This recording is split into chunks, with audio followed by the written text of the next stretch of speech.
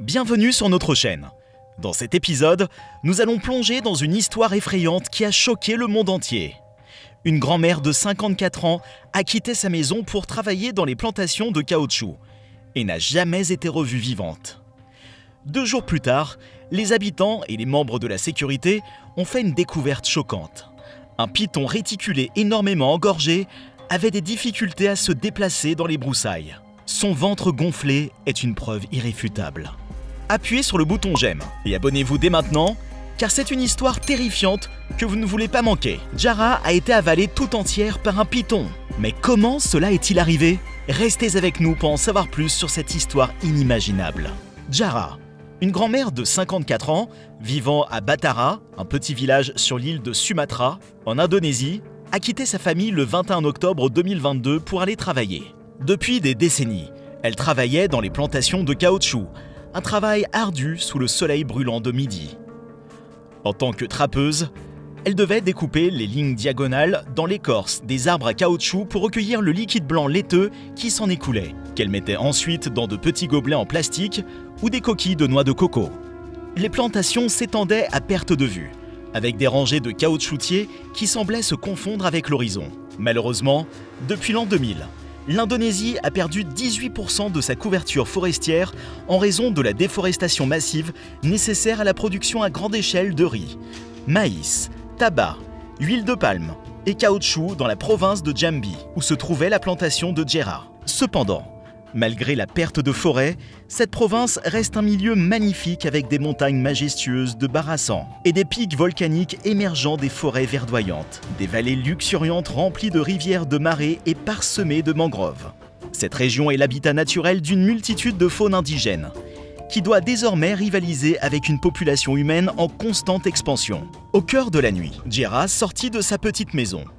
L'obscurité enveloppait le monde extérieur et seul le clair de lune lui offrait une faible lueur pour guider ses pas à travers la jungle dense jusqu'à la plantation.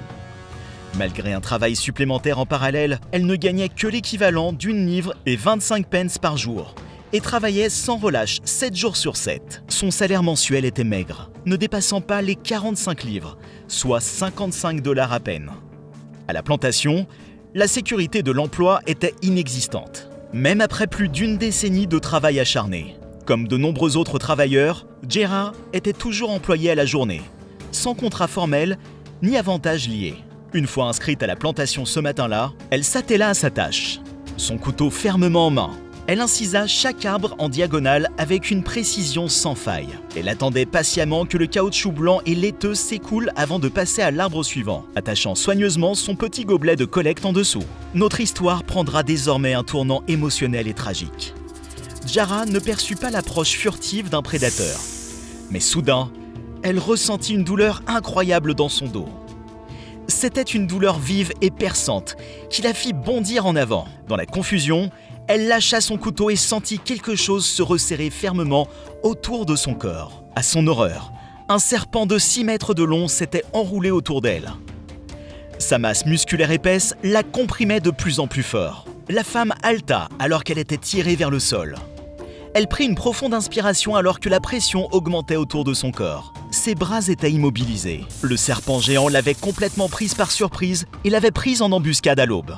Elle n'avait aucune chance de se défendre.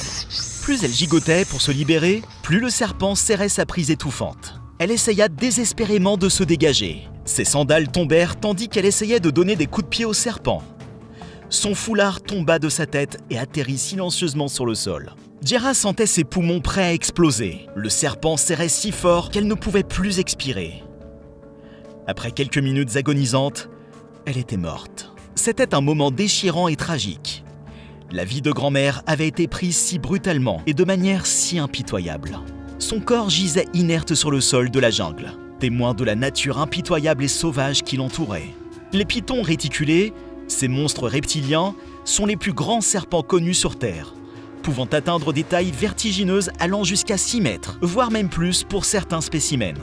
Ce fut le cas pour celui qui a tué Jera, dont la longueur dépassait certainement les normes habituelles.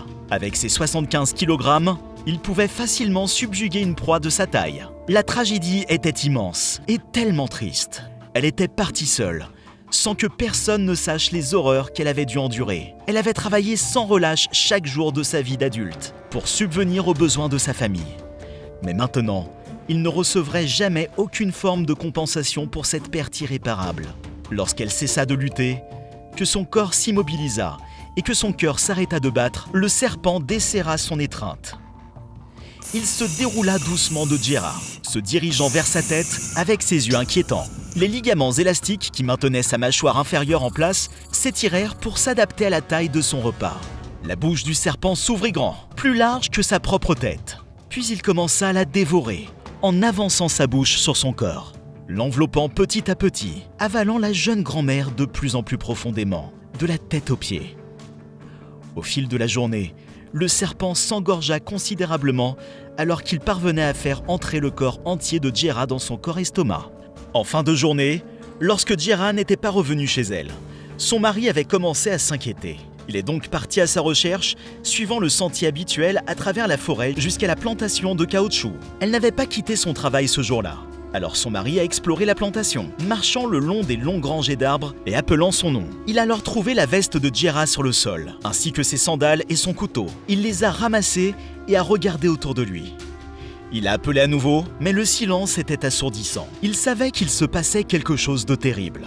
De retour au village, il a demandé de l'aide afin de la chercher. Un groupe de personnes l'a suivi jusqu'à la plantation de caoutchouc. Alors que l'obscurité tombait, ils ont continué à chercher Jera. Ce n'est qu'à 2 heures du matin que son mari a malheureusement abandonné les recherches pour la nuit et est rentré chez lui. Le lendemain, il a signalé la disparition de sa femme à la police locale. Ils se sont joints à la recherche avec des agents de sécurité. Il les a emmenés à l'endroit où il avait trouvé les affaires de Jera sur le sol. La recherche a continué. Les rapports suggèrent que ce n'est que 2 jours plus tard qu'un des habitants a fait une découverte choquante. Un énorme serpent de 7 mètres de long était allongé dans l'herbe. Il ne pouvait à peine bouger. Son corps était gonflé. L'un des habitants a coupé sa tête, le tuant sur place. Ils ont traîné le serpent dans une clairière et une foule s'est rassemblée sous l'ordre du chef de police Arifa. Quelqu'un a sorti un autre couteau et l'a fait courir le long du corps du serpent, le coupant de la tête à la queue. Lorsque le serpent s'est ouvert, le corps de Jera est tombé sur le sol. Elle était complètement intacte. Cela était un choc terrifiant pour les témoins. Cette histoire hantera sa famille pour le reste de leur vie. Savoir qu'un être cher a été complètement dévoré par un serpent géant est le genre de choses qui hante les nuits. Bien que les pythons réticulés puissent atteindre des longueurs énormes, leur proie typique est généralement beaucoup plus petite qu'un humain. Ils se nourrissent souvent de porcs, de cerfs ou de rongeurs autour des oiseaux nicheurs. Mais avec la réduction rapide de leur habitat, ils n'ont nulle part où aller. Ils sont donc en concurrence directe avec les humains pour certaines de leurs sources de nourriture et leur habitat devenant de plus en plus fragmenté, il leur arrive parfois de passer par des zones de civilisation pour se rendre d'une zone forestière à une autre. Les établissements humains offrent également une nourriture alléchante pour ces serpents, les rats et le bétail domestique étant toujours à proximité des humains. Et voilà, notre histoire est terminée. Bien que les serpents ne considèrent normalement pas les humains comme des proies, leur nature opportuniste en fait des prédateurs redoutables que nous devons respecter. Car si nous ne le faisons pas, ça fait mal. Et voilà, notre histoire est terminée. N'oubliez pas de respecter les créatures qui partagent notre monde et de les observer de loin. Si vous avez aimé cette histoire, n'hésitez pas à la partager et à vous abonner pour plus de vidéos captivantes. Merci de nous avoir suivis et à bientôt pour de nouvelles aventures.